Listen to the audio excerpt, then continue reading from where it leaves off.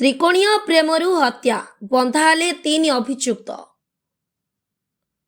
बरगढ़ धनुଯାत्रा महोत्सव चली बेले शुक्रवार विलंबित राति निकटस्थ घुलीपाली रास्तार युवक चंदन राउत को अति निर्मम भाव हत्या करा जायथिला। रविवार पुलिस घटनार पर्दाफाश करिछि। पुलिस घटना संपुक्त 3 अभियुक्त को गिरफ करिछि।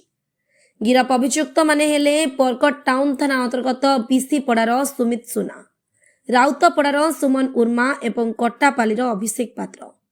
सेमानंक निकटरू हत्याकांड में व्यवहृत मारणास्त्र एवं फेरार हेबा पई व्यवहृत कार को पुलिस जबत करिछि। गिरफ अभियुक्त विरोध में बरगढ़ टाउन थाना एक मामला नंबर 5/26 रुजु होइछि। गिरफ अभियुक्त मानंकु बरगढ़ कोर्ट चालान करा जाइछि।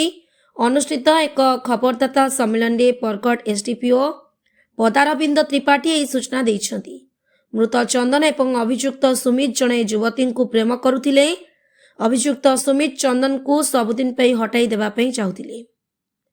योजना मुताबक सुमित अन्य अभियुक्तों सहित मिसी चंदन को हत्या करथिले।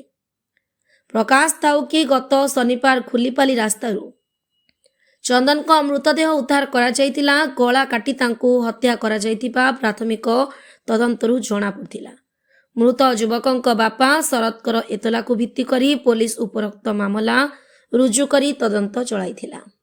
Bureau report Sanskriti media. Maheshwari group of institution Bargarh एवं Sundargarh ANM, GNM, BSc nursing, PBBSc nursing, MSc nursing, DMLT, D pharma, EMT, OT technician, ECG, first aid और पीएचडी पाठ्यक्रम चालुछि। एही पाठ्यक्रम ओएनसी, आईएनसी एवं संबलपुर विश्वविद्यालय द्वारा स्वीकृति प्राप्त। छात्र छात्री हॉस्टल सुविधा सह अभिज्ञ अध्यापक अध्यापिका और डाक्तरों द्वारा शिक्षादान दिया जायଥାଏ। छात्र छात्री माननकु 100% नियुक्ति सुजोग मिली थाए। माहेश्वरी ग्रुप ऑफ इंस्टीट्यूट मोर बांदुटिकरार शरद कुमार राउत से थाना रे अभियोग कले जे तांकर पुओ चंदन राउत को कई अजଣା व्यक्ति माने आमर जो रास्ता जाइछि बांदुटिकरा छकरू टुवर्ड्स घुलीपाली से हनुमान मंदिर फ्रंट रे मारी देछि आ सेठी डेड बॉडी पड़ुछि। यार भीत माने तदंत करा जाउ। तांकर रिपोर्ट उपरे मर्डर केस रेजिस्ट्री होती टाउन थाना रे केस नंबर 5/26 आईटा आमर इन्स्पेक्टर चित्तरंजन मेहर तदंत करुँच। केस रेजिस्ट्री हवा परे इमिडिएटली एसपी साहब 2टा टीम करथिले माने आक्यूज मान को अप्रिहेंड करने। जेहेतु एफआईआर रे अननोन अच्छी आक्यूज बाकी आमको से एक्स्ट्रा एफर्ट नहीं करिया पड़ला। से आम 3 जन आक्यूज को मर्डर कर पाइलु। जड़े हेले सुमित सुना घर है बीसीपड़ा, आउ जड़े हेले सुमन उर्मा तांको घर है राउतपड़ा, आउ जड़े अभिषेक पात्र तांको घर है कटापाली। तो ये 3 जन एक तरफा प्रेम कारण ये कांडटी घटाई बोलिकी आम आगे आडमिट कर कनेक्शन में जहाँ व्यवहार होती वेपन ऑफ ऑफेंस जोड़ा अस्त्र गोटे धारुआ छुरी आ 2टा पंचर जबत होती एवं तदंत जारी रही। आज से मेडिकल हो गला कोर्ट फॉरवर्ड कर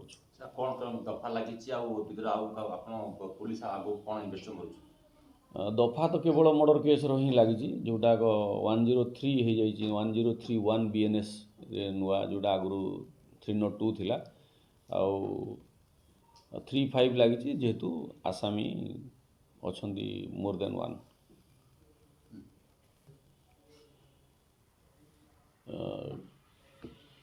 एटा विफल प्रेम बोलिकी आप धरी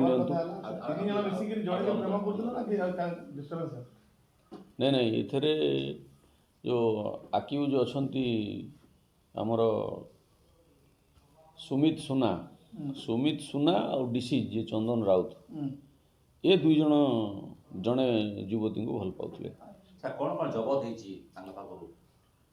जबत होती गोटे धारुआ छुरी आउ 2टा पंचर जोटा फाइटर भी बोली कहते आउ मोबाइल जो थे से डकाडकी होकर व्यवहार करते आउ कार जो थे कि से एस्केप करते।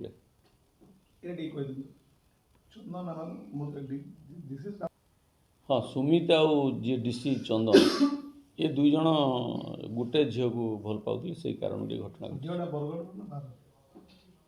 झीर डिटेल्स तो दे पारूनी किंतु झी बरगढ़ से माने आमे तांकर मोबाइल नंबर ट्रैकिंग करी से माने एस्केप करुले टुवर्ड्स छत्तीसगढ़ जेतेबेले आमे से माने बाटरू गिरफ करछु। आके नुआ नुआ खबर पाइबार लगी आमर संस्कृति मीडिया के सब्सक्राइब कर देबे और बेल आइकन के बजाबार लगी ना भूलबे। रहलु जुहार।